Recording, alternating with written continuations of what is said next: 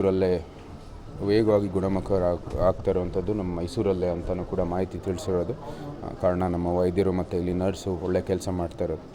So ಅದಕ್ಕಾಗಿ ಇಂಥ ಒಳ್ಳೆ ಕೆಲಸ ಮಾಡ್ತಿರೋ ಕಾರಣಕ್ಕಾಗಿ ನಾವು ಕೂಡ ನಮ್ಮ ಕಡೆಯಿಂದ ಏನೇನು ಕ್ರಮಗಳು ತೊಗೋಬೇಕಂತಲೂ ಕೂಡ ಅವರಲ್ಲಿ ಮಾಹಿತಿಯನ್ನು ತೊಗೊಂಡಿದ್ದೀವಿ.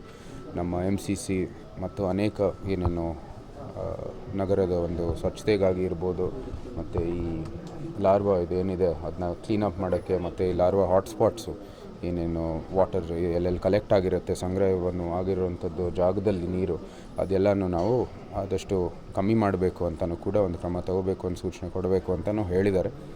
ಎಲ್ಲ ಕ್ರಮಗಳನ್ನು ತಗೊಳ್ತಾ ನಾವು ಕೂಡ ಅಲ್ಲಿ ಸಲಹೆಯನ್ನು ಕೊಡ್ತೀವಿ. ಮಾಡಬೇಕಂತಲೂ ಕೂಡ ಒಂದು ಯೋಜನೆ ಇದೆ. ನಮ್ಮ ಸ್ಥಳೀಯ ಎಲ್ಲ ಮುಖಂಡರ ಜೊತೆಗೆ ಚರ್ಚೆ ಮಾಡಿ ಅದನ್ನ ತೀರ್ಮಾನ ತಗೋತೀವಿ. ಅವ್ರ ಜೊತೆ ಕೂತ್ಕೊಂಡು ಪರಿಶೀಲನೆ ಮಾಡ್ತೀನಿ. ಆಗಲೇ ಅವರು ಹೇಳಿದ್ದಾರೆ, ನಮ್ಮ ಡಯಾಲಿಸಿಸ್, OPD ಅನೇಕ ಒಂದು ವಿಭಾಗಗಳನ್ನು ನೋಡಿದ್ದೀವಿ. ಅವ್ರ ಜೊತೆ ಕೂತ್ಕೊಂಡು ಚರ್ಚೆ ಮಾಡಿದ ನಂತರ ನಾವು ಏನೇನು ಡಿಮಾಂಡ್ ಇದೆ ಅದನ್ನ ನಾವು ನೋಡೋಣ.